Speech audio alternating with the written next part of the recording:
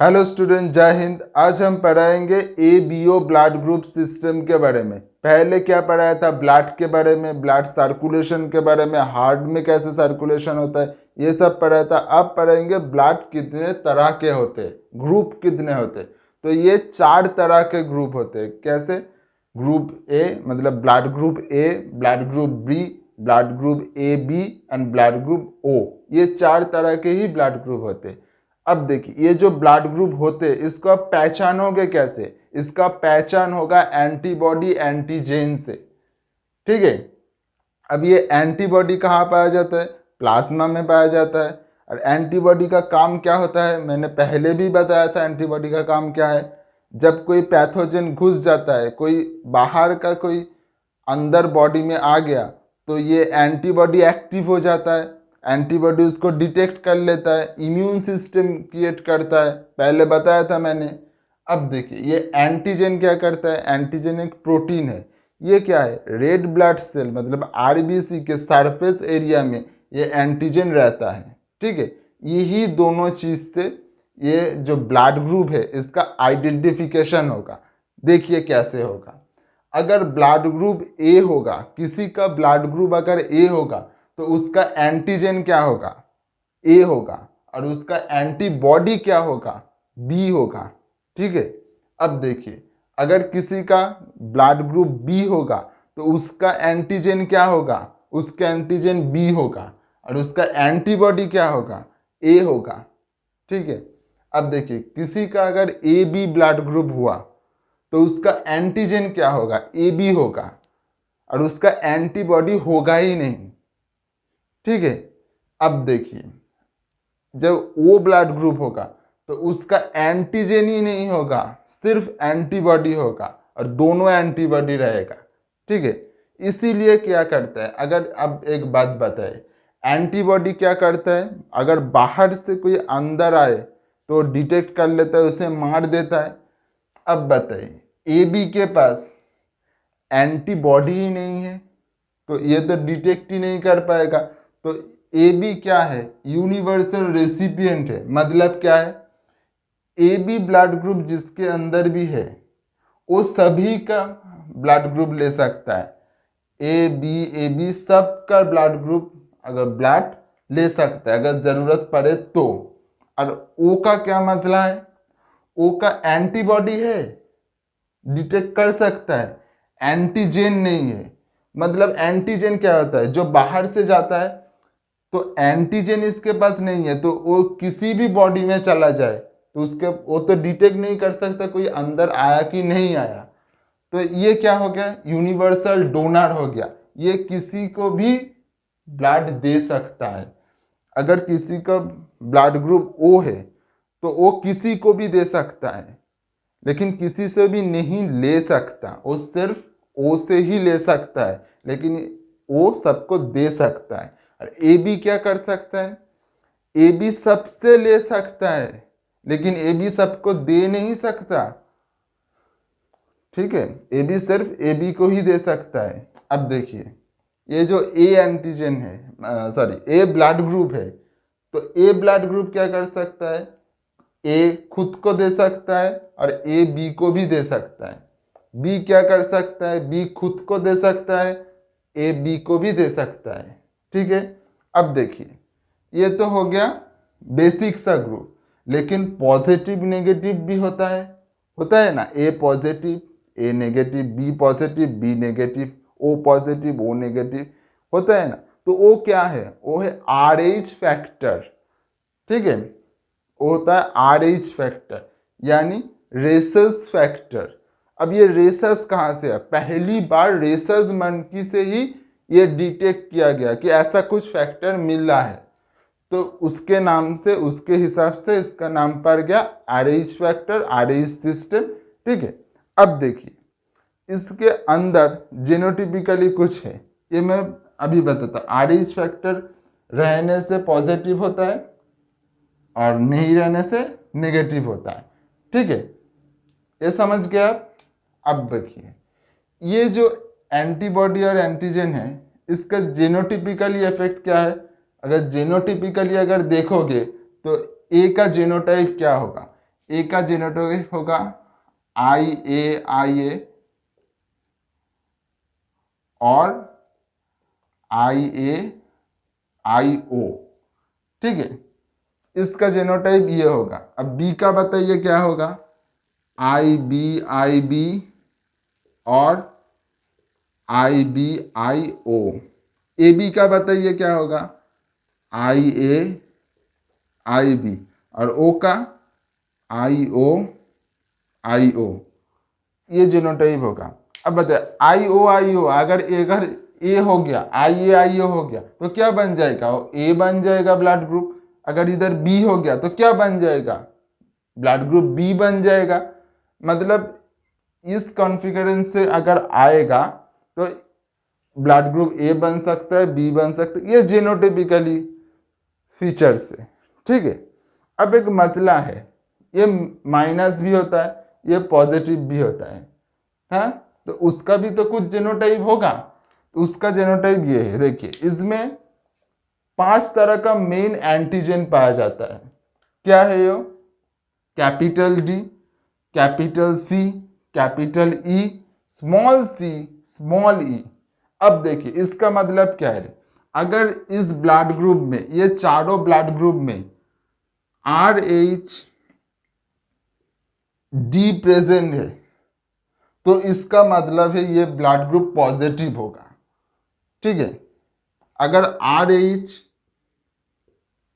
Small D present है, मतलब capital D present नहीं है, तो इसका मतलब सीधे सीधे मतलब है ये जो पूरा जो चार्ट जो है उसका नेगेटिव होगा, ठीक है। अब देखिए क्या होता है, अब बताएगा कि ये जो बात का हो ये क्यों नहीं बताया। RH फैक्टर जो होता है प्लस और माइनस, नेगेटिव पॉजिटिव, ये पूरी तरह से डिपेंड करता है ये डी के ऊपर, डी एंटीजन के ऊपर डिपेंड करता है। तो अगर कैपिटल डी रहेगा तो वो पॉजिटिव होगा, अगर नहीं रहेगा तो नेगेटिव होगा। और उसके बाद कैपिटल सी आए या ई आए और क्या स्मॉल सी आए, स्मॉल सी आए और कैपिटल डी के साथ स्मॉल सी स्मॉल ई आए, कैपिटल डी के साथ कैपिटल सी स्मॉल ई आए, कुछ भी आए वो पॉजिटिव ही होगा, वो हमेशा पॉजिटिव होगा। अगर इस डी के साथ, इस डी के साथ भी अगर कुछ भी आ जाए, कुछ भी आ जाए,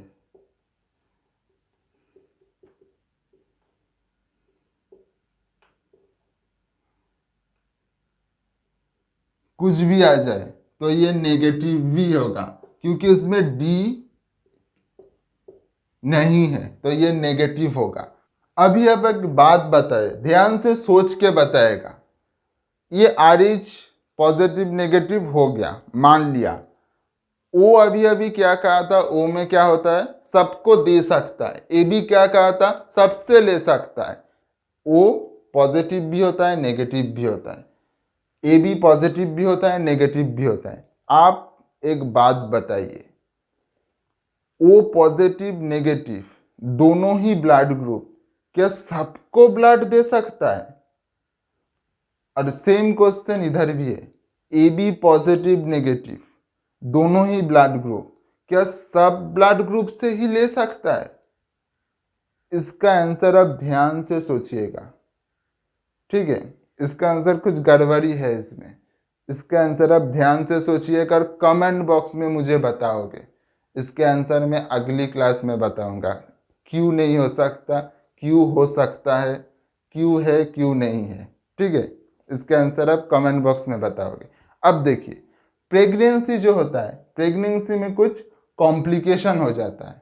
कैसा कॉम्प्लिकेशन? अगर मान लो माँ का जो, अगर माँ का पेट में तो बच्चा रहता है, माँ का RH नेगेटिव है और बच्चे का RH उसके पापा से आ गया पॉजिटिव आ गया, ठीक है। तो नेगेटिव पॉजिटिव हो गया, गलत हो गया, तब क्या होता है, उसमें कोलाबुलेट कर जाता है, कोआगुलेशन हो जाता है, जम जाता है, तो बच्चा मर भी सकता है और मरता भी है अगर किसी भी तरह जिंदा बाहर आ भी गया तो ज़्यादा दिन तक जिंदा नहीं रहता, मर जाता है। तो ये कॉम्प्लिकेशन है, इसलिए टेस्ट कर लेना चाहिए। ठीक है, ये आप समझ गए होंगे ए बी क्या है, ए बी नहीं क्या है। अब हम बताएंगे कि एबीओ का जो टेस्ट होता है, जब ब्लड टेस्ट करते हो ना, वो टेस्ट कैसे करता है वो मैं अभी बताऊंगा। किस रिएजेंट से करता है, कैसे करता है, आप आइडेंटिफाई कैसे करोगे, और लैब में जो करते हो ना वो बताऊंगे हम। अब इसका स्क्रीनशॉट ले लीजिए। अभी आप समझ चुके होंगे एबीओ ब्लड ग्रुप सिस्टम क्या है। अब हम समझेंगे ब्लड ग्रुप का टेस्ट कैसे होता है लैब में। जो ब्लड ग्रुप आप टेस्ट करते हो ना वो कैसे होता है आप समझेंगे। देखिए, सबसे पहले आपका ब्लड लेता है एक सिरिंज, जो जरूरत नहीं है। देखिए, उसके बाद क्या करता है, एक स्लाइड लेता है, उसमें बस 3 ड्रॉप लेता है, ऐसे बूंद बूंद के 3 ड्रॉप ही ब्लड लेता है, और उसमें बस 3 रिएजेंट रखता है। क्या है वो, anti A, anti B, anti D, जो मार्केट से खरीद सकता है। एंटी मतलब क्या है, एंटीबॉडी। ठीक है, अब ये जो 1 2 3 बूंद जो लिया है उसमें अलग अलग से एंटी ए, एंटी बी और एंटी डी डालेंगे, तो क्या रिजल्ट आएंगे, उसके हिसाब से ग्रुप क्या होगा ये पता लगा लेंगे। देखिए, बस कुछ सेकेंड का काम है ब्लड ग्रुप करना।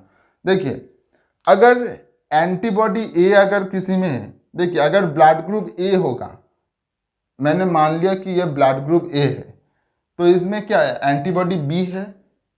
अगर एंटीबॉडी ए उसमें चला गया तो कोआगुलेशन हो जाएगा ना, थक्का बन जाएगा ना, तो इधर थक्का बन गया। बी दिया तो कुछ नहीं होगा क्योंकि उसमें तो बी ऑलरेडी है, हो गया। और डी क्या करता है, डी करता है पॉजिटिव है या नेगेटिव है, ये बताता है। अगर थक्का बना तो पॉजिटिव, अगर नहीं बना तो नेगेटिव।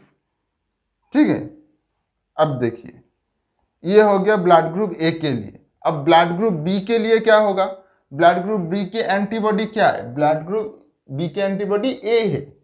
तो अगर इसमें ए होगा, ये ब्लड ग्रुप समझ लिए ब्लड ग्रुप ए है, तो अगर ए होगा तो एंटीबॉडी ए बाहर से देने में कुछ फर्क पड़ेगा, नहीं पड़ेगा। तो इधर कोई थक्का नहीं बनेगा, ब्लड कोआगुलेशन नहीं होगा। लेकिन एंटीबॉडी बी बाहर से देने के फर्क पड़ेगा, क्योंकि उधर बी ब्लड ग्रुप में क्या है, एंटीबॉडी ए है, तो इधर थक्का बन जाएगा। और डी सेम है, अगर थक्का बना तो पॉजिटिव, अगर नहीं बना तो नेगेटिव। ठीक है, तो ये एंटीबॉडी ए एंटीबॉडी बी हो गया। अब देखिए ए बी में क्या होता है, ए बी में एंटीबॉडी ही नहीं होता, तो क्या होगा, ए डालोगे तो भी थक्का बनेगा, बी डालोगे तो भी थक्का बनेगा। अरे कुछ भी नहीं है, बाहर से तो आप डाल रहे हो तो कहाँ लेगा, कुछ नहीं होगा, डालोगे तो थक्का बनेगा। अगर डी में थक्का बनेगा तो ए बी पॉजिटिव हो गया, अगर नहीं बनेगा तो नेगेटिव हो गया। अब देखिए ओ में तो और मजेदार चीज है, ए बी दोनों पाए जाते हैं। तो अगर ए बी दोनों पाया गया तो ए डालोगे तो कुछ फर्क पड़ेगा, नहीं पड़ेगा, क्योंकि उसमें तो ए है, बी भी है, लेकिन ए तो है, तो उसमें नहीं, कोई कोआगुलेशन नहीं होगा। अब बी डालोगे तब भी कोई फर्क नहीं पड़ेगा, कोआगुलेशन नहीं होगा, क्योंकि उसमें तो बी है। अब देखिए डी में क्या होगा, डी में फिर से होगा, अगर नहीं है कुछ भी, नेगेटिव होगा तो थक्का नहीं बनेगा, अगर पॉजिटिव होगा तो फिर ब्लड का थक्का बनेगा, ब्लड क्लॉटिंग होगा। ठीक है, जम जाएगा, ऐसे ऐसे जम जाएगा। ठीक है, तो इस तरह से ही ब्लड का टेस्ट होता है, इसमें कोई बहुत बड़ा कुछ नहीं है। बस ये अगर कोई 3 रिएजेंट आप घर में खरीद लिया ना, तो आप भी बैठे बैठे टेस्ट कर लोगे। ठीक है, तब समझ गए होंगे। अगर ए होगा क्या होगा, ए होगा तो किधर थक्का बनेगा, एंटीबॉडी ए देने से थक्का बनेगा। क्यों? क्योंकि उसमें बी है। तो अब ये तो मैं बताकर बोला, अगर कोई मान लो कि इधर थक्का बन गया, इधर भी थक्का बन गया, तो ये कौन सा ब्लड ग्रुप हो गया बताइए? ये ब्लड ग्रुप कौन सा हुआ? ये बी पॉजिटिव हुआ ना, बी पॉजिटिव हुआ। क्यों हुआ? कारण एंटीबॉडी बी दिया, एंटीबॉडी बी कहाँ थक्का बनाता है? एंटीबॉडी ए कहाँ का है? बी का है, और इधर थक्का बनाएगा तो पॉजिटिव होगा। तो इस तरह से ब्लड टेस्ट हो जाता है। ठीक है, तो